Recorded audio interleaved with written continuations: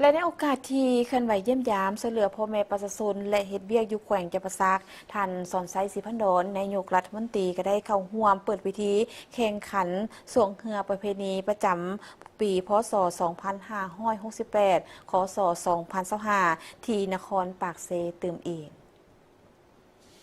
ในตอนเช้าของวันที่ 8 ตุลาท่านสอนไซศรีพันดอนนายกรัฐมนตรีแห่งสาธารณรัฐประชาธิปไตยประชาชนลาวพร้อมด้วยภรรยาและการนำของแขวงจำปาสักได้เข้าร่วมซุ้มการแข่งขันสวงเรือประเพณีประจำปี พศ 2568 คศ 2025อยู่นครปากเซโดยท่านนายกรัฐมนตรีได้ให้เกียรติลันข้อง9 บาทเพื่อเป็นสิริมงคลและเปิดพิธีการแข่งขันสวงเรือประเพณีประจำปีของชาวนครปากเซก็คือชาวแขวงจำปาสักอย่างเป็นทางการการแข่งขันเรือสวงอยู่นครปากเซปีนี้มีการแข่งขัน7ประเภทคือเรือกีฬา12สีพายและ24สีพายทรายเรือกีฬา24สีพายหญิงเรือประเพณี33สีพายทรายเรือประเพณี33สีพายหญิงเรือสูตร33สีพายทรายและเหือสวง55สีพายทราย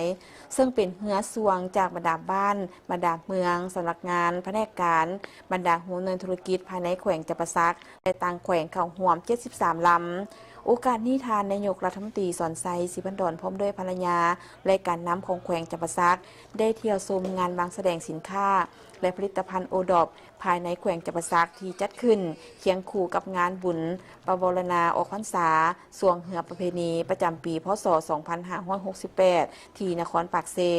เพื่อเป็นการประกอบส่วนกระตุกสุขยูเศรษฐกิจส่งเสริมการผลิตการซื้อขายบริการของชาวนครปากเซก็คือผู้ประกอบการและพ่อแม่ประชาชนให้มีบรรยากาศฟุดฟื้นสร้างรายได้ไล่ฮับอีกทางหนึ่ง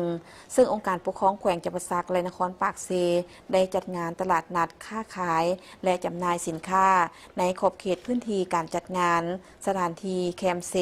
และแคมป์ของในนั้นมีห้านวางแสดงสินค้าผลิตภัณฑ์โอดอปและสินค้าที่ผลิตภายในแขวงเป็นต้นกระแมนผลิตภัณฑ์กสิกรรมอุตสาหกรรมการท่องเที่ยวจำนวน50ห้านและห้านขายอาหารจำหน่ายสินค้าและเครื่องดื่มต่างๆหลายกว่า300ห้าน